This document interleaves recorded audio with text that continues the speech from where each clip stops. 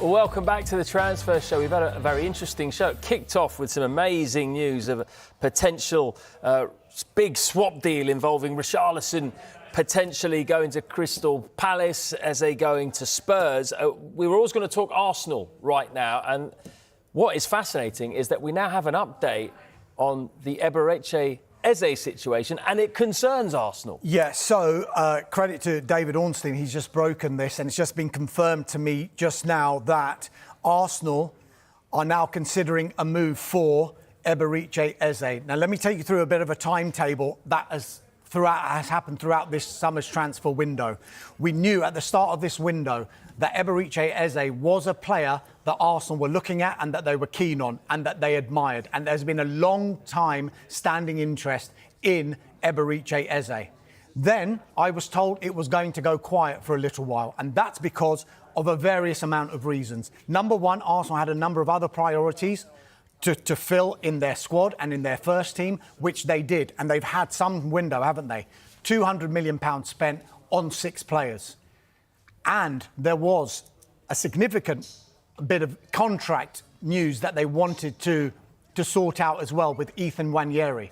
Hence why it went a little bit quiet with Eberechi Eze. Now, we do know that Tottenham Hotspur wanted to do a deal for Eberechi Eze as well. They were wanting to put in a player into the mix because not only did Tottenham Hotspur want to bring in Eberechi Eze, they wanted to bring in Yoane Wissa. And to do that deal for Eberechi Eze and Wissa, they would have to free up a striker space in their squad. Hence why they tried to get the Richarlison deal involved as part of the deal to get Eze to Tottenham Hotspur and Richarlison to Crystal Palace, hence freeing up the space and then going for Brentford striker Yoane Wissa. Now, in the past 24 hours, it's starting to emerge that Kai Havertz might have suffered a serious-looking knee injury. We're still waiting to find out the extent of that injury. That, of course, is going to play a part in Arsenal going back into the market, but I think independently of that, the notion that they wanted to bring in Eberechi Eze throughout this transfer window really hasn't gone away internally. They wanted to keep it on the D-Lo, though, for understandable reasons, because they didn't want to show any of their cards. But now, with only 12 days to go, and with this injury that's suffered by Kai Havertz, they do want to act. They want to bring in Eberechi Eze.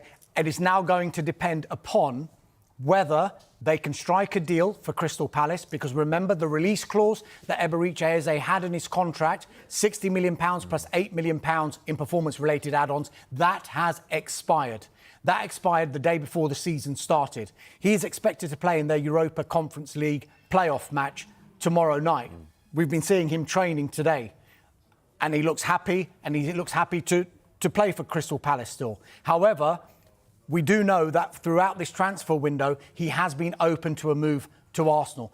We've been saying as well that he's been open to a move to Tottenham Hotspur as well, but that's because a couple of weeks ago, it had gone quiet with Arsenal, and maybe they weren't going to pursue a deal for Eberechi Eze.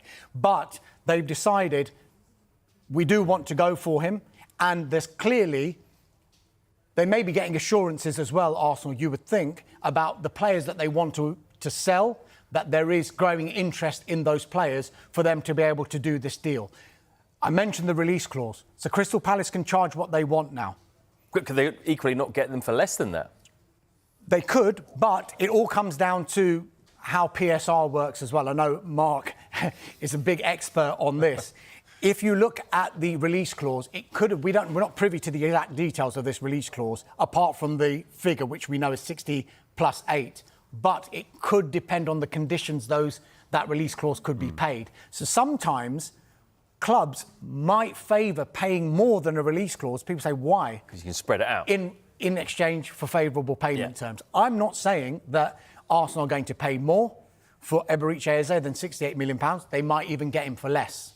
But it will all depend on the structure of that deal. So at the moment, just to reiterate this breaking news, and it is big breaking news, we were hearing for the last 24 hours, Tottenham Hotspur in talks with Crystal Palace over a deal to sign Eberechi Eze. They wanted to include Richarlison in it to maybe free up a striker space to get Yoane Wissa.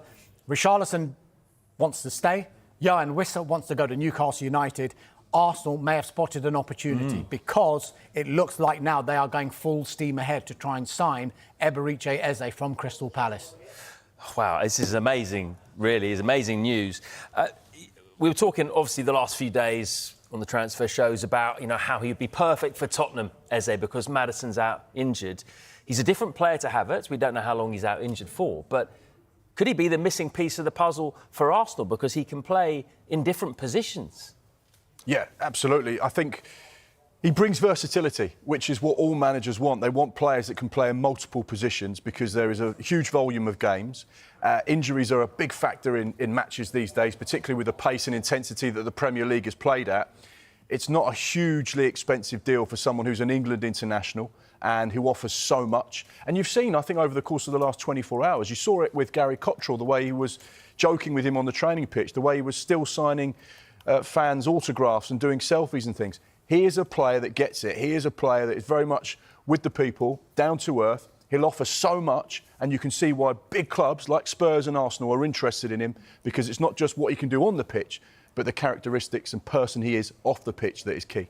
Guys, great stuff. Good scrambling. That was a good, fun show, wasn't it? Dharma spent more time on the phone than he did talking to us. Talking to his mum and ordering his Hawaiian pizza. Congratulations. She was telling me about Eze, yeah. Yeah, she's a link for Arsenal. Thank you, guys.